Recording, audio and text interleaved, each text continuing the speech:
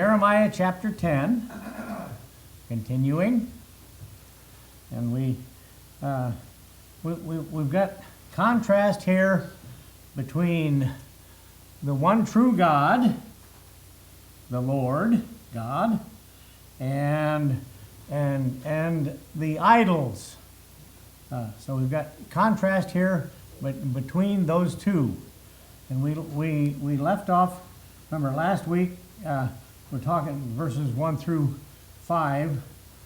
We're talking about how the idols they were decked out with silver and cut from a piece of wood, and the work of the hands of the workman with the axe, okay?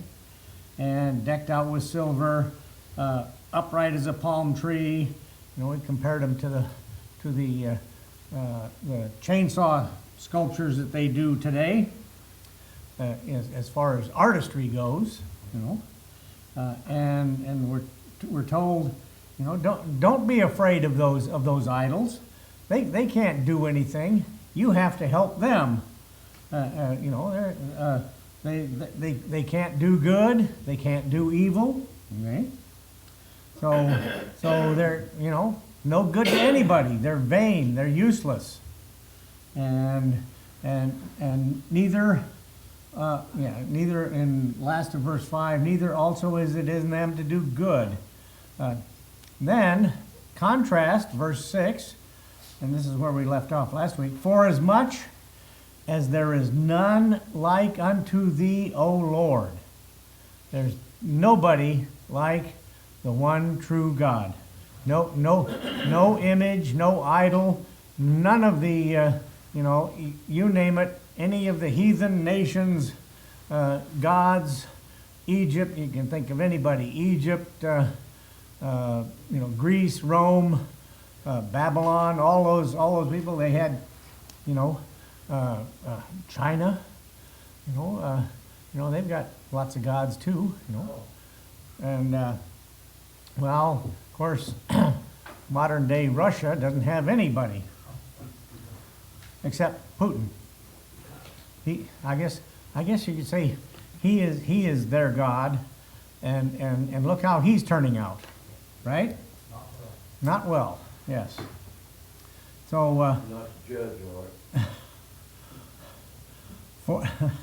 Anyway, yeah, there's none like unto thee, O Lord. Thou art great, and thy name is great in might. Okay? And who would not fear thee? Who would not respect thee? Fear. Well, fear in the way we think of fear today, also, but in the name of respect and admiration. Okay, who would not fear thee, O King of nations? Now, this is what we kind of know. Okay, the Lord God is not the king just of Israel. He is the King and Lord of all nations. And who would not fear thee? For to thee doth it appertain. Does it matter? For as much as among all the wise men of the nations, okay, he's comparing himself, if you will, to the wise guys of all the nations, the wise men, the guys that are supposed to be, smart, educated, all of that. How can you compare God, the one true God, to any of the really smart guys, okay, of any of the nations, and in all their kingdoms, okay? All these kings. The Egyptian pharaohs, they were really wonderful for during their lifetimes, turning themselves, I'm God. That the Egyptian pharaohs did that. But they were saying, I'm God. But you notice there aren't any of them around these days. If any of these Egyptian pharaohs were gods, they would still be living today, wouldn't they? And they would, and, yeah. But, and even, yes, sir, Who's writing this, and how does he know? Jeremiah is writing it. How does he know? God told him. Moved by the Holy Spirit. Moved by the Holy Spirit, yes. God instructed him.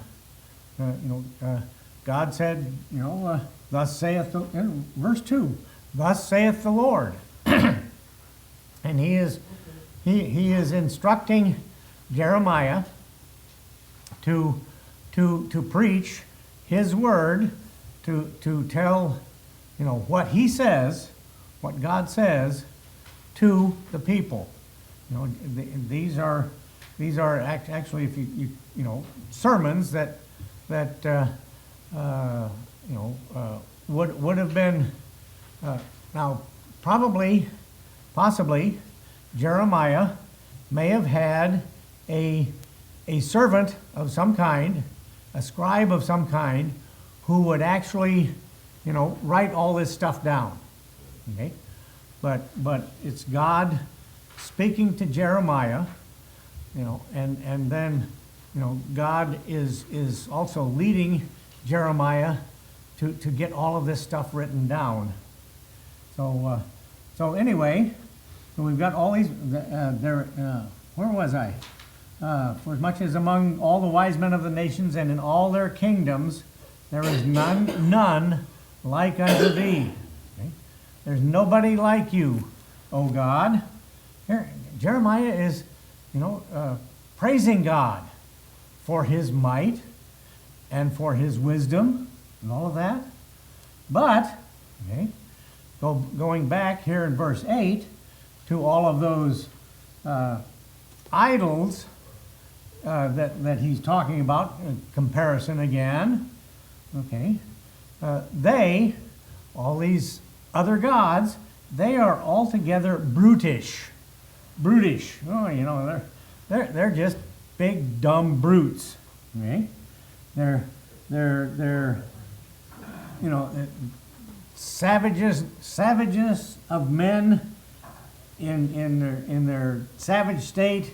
Little more than animals. And not much better than animals. Their folly. All the wise men of the nations, and in all their kingdoms, all of their whatever they are saying is vanity, foolishness. One more thing I was going to mention about the kings of Egypt. They built these wonderful, pyramids. Supposed to be their tombs where they are buried. Okay. Yeah. Well, if they're gods, why would they need them? But then once they die and get put into and these are the cleverly designed tombs that they have, or they tried to keep the robbers out. Now, why would a human God king need to keep robbers out? Because he would be there to stop them, and curse them like the mummy. Anyway, but so they're all brutish and foolish. The stock is a doctrine of vanities. And here we go, similar to verse 4, silver spread into plates is brought from Tarshish. Now this idea, silver spread in, what I'm picturing here, silver spread into plates are, silver, bowls or dinner plates we've got I think we've got a couple of them at home, awards from rabbit shows that Casey and Bonnie took.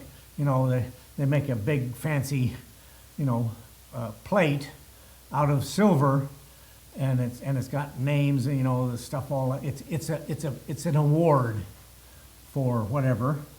So we've got a couple of those floating around our house, but you know what they're good for? Catching dust. And you gotta go in there and dust them off every once in a while, and then what you also have to do is every once in a while you gotta go in and polish them. You know, get the silver polish out, stuff like that. Gotta go polish them. But silver spread into plates is brought from Tarshish. Apparently, you know, Tarshish is one of those. Let's see, Tarshish was over on the Spanish coast on the west end of the Mediterranean. Remember, that's where. Okay. He said Paul. Huh? Senior moment. Jonah that's where Jonah went when he was supposed to go to Nineveh. He went to Tarshish. Yeah, he tried to get to Tarshish, but they threw him overboard for a big fish to swallow him. But you know, Tarshish was a trading center. So, you know, you find Tarshish, silver spread into plates, silver plates from Tarshish, gold from Euphaz. Not sure where Euphaz is. I'd have to look Euphaz up, but apparently it was a gold center where you could get gold, but it's silver and gold from the work of the workman. Okay, there's the big, huge difference between the one true God and the false gods, the false images and all of that are the work of the workman. Okay, and the hands of the founder. The founder is the person who takes the gold and refines it and then makes it into something, you know, a statue or a gold plate or a filling for your teeth, you know, something like that. Yeah, lot of good. You know, how can you worship the fillings in your teeth made out of gold? That, you know, hey, think about that. You know, how can you're worshiping a silver plate, a gold plate, a gold statue, something like that. The work of the workman and of the hands of the founder. Okay. Blue and purple is their clothing. Okay. The rich guys, blue and purple were the colors of rich men's clothes. Okay, that's supposed to be royal colors. Okay, and you know, their clothing. You get you know, now you've got you worship the clothes they wear because it's blue and purple, and because they're wearing blue and purple colored clothing. You're supposed to worship them. Okay? Work of the wise men. But, okay, you know, there is none like unto thee, O Lord, one true God. Silver. But, okay, come down to verse 10. But the Lord is the true God. He is the living God. Okay? Like I said, all these pharaohs who claim to be, you know, living gods, they're all dead. They've all been turned into mummies, and you know, if you watch a lot of the history stuff about the Egyptian pharaohs and stuff like that, a lot of times the tomb raiders, robbers would go in, rob the tombs, pull the mummies out, get all the expensive stuff off of them. Then they'd use them for firewood. A lot of the mummies, especially lesser known mummies, of ordinary people. Hey, they made good firewood. Yeah.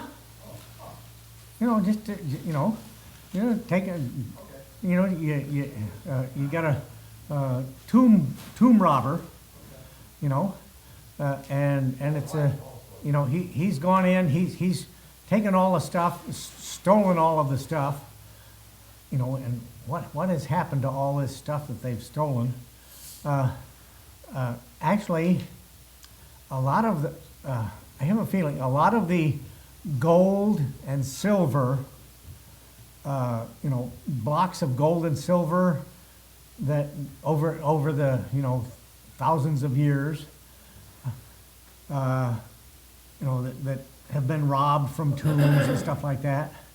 Okay, there are a lot of those that are stored in Fort Knox, in the gold depository down there, or the one bank in Yakima. No, not Yakima. The one bank in New York, the Federal Reserve Bank in New York, where they store, all these, a lot of the gold from that's in these blocks, bricks that they've stored and lost, they were probably part of, some pharaoh's gifts to get him to heaven. Okay?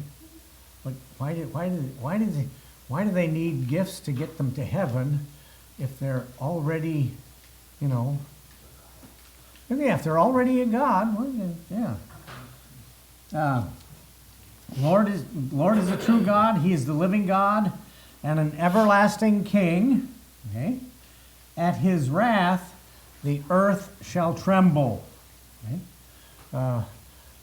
Earthquakes, all that, when God gets upset, watch out. Stuff's going to happen. The earth could tremble. You get whatever Sodom and Gomorrah got. And the nations shall not be able to abide his indignation. Okay? When God gets angry, watch out, you're in deep trouble. Okay? You don't want to be on the wrong side of God. Thus shall ye say unto them, the gods that have not made the heavens and the earth, even they shall perish from the earth and from under these heavens. Okay? Those false gods, they didn't do anything. That little brass Buddha didn't do anything to create the earth.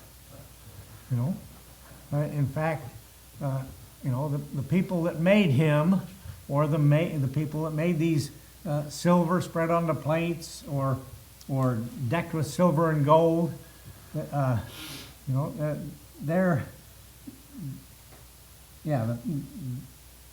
those gods have perished, okay, from the earth, and they haven't made them. They haven't done anything from under these heavens. He hath, in verse 12, the one true God, he hath made the earth by his power. Okay? He spoke it in, he is the one true God, our God is so powerful that he just spoke it into existence. He just said, let it be made. Okay? Let there be light. And by his power, his voice is so powerful. He hath established the world by his wisdom. Okay?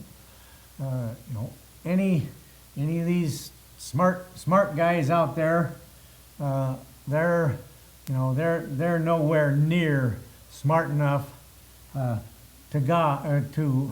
smart enough to establish anything good in the world. Okay? Only God can establish the world by his wisdom, and hath stretched out the heavens by his discretion. It's God's power and might, and he just by his discretion, he just says, I'm going to stretch out the heaven. I'm going to make the heavens, okay, so huge. They are, I think, the farthest galaxy, in the heavens that can be seen by any of the existing telescopes today is they're saying it's like 32 billion light years away. Okay? And God put it out there.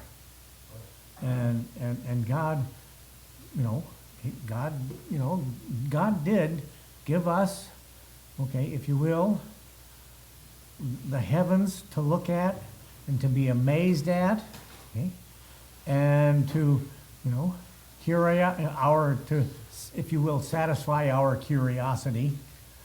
But God did it, and they keep saying, out of all of these, somebody out there is counting. Who knows? Billions and trillions of stars and planets and stuff. They're saying, we can't be the only ones. Yes, we can, because God made us that way. There's you might see strange stuff in the sky. Remember earlier we were talking about all this, see all this strange stuff in the sky. Well, it's something. Some of it is Satan's. Satan working on it. Satan says, I want to be God. Okay, so I'm gonna put some stuff out there in the sky. Oddball stuff, and little flying things. Actually, there is a UFO flying in the sky as we speak. It's a big yellow ball flying in the sky. It's not making any sound at all, and it's going by at, it's going by at, what, 17,000 miles per hour, something like that? Yeah. We're rotating over 1,000 miles an hour. Yeah. It's out there. So, but I'm being funny. Anyway, but that is God's creation. Okay? And and no other gods have made the heavens and the earth. But he hath made the earth by his power, and when he uttereth his voice, when he speaks, okay, there is a multitude of waters in the heavens. Okay? Remember, when he spoke, 6 days he spoke and created everything. The waters separated the waters from the firmament, and multitude of waters, the rain, the snow. We don't like it, but God made it for our benefit. Okay? Because of his wisdom, he made it for our benefit. And he causeth the vapors to ascend from the ends of the earth, rain, fog, vapors, moisture, water. He maketh lightnings with rain, okay, and bringeth forth the wind out of his treasures. God does all this. And I think I'm gonna stop right there, and since that'll give us whole 20 extra minutes to yap with our neighbors and visit and, all of that. So we'll stop. Yeah. God uttering with his voice and creating everything. And of course, verse 14, when we'll start next week, every man is brutish in his knowledge.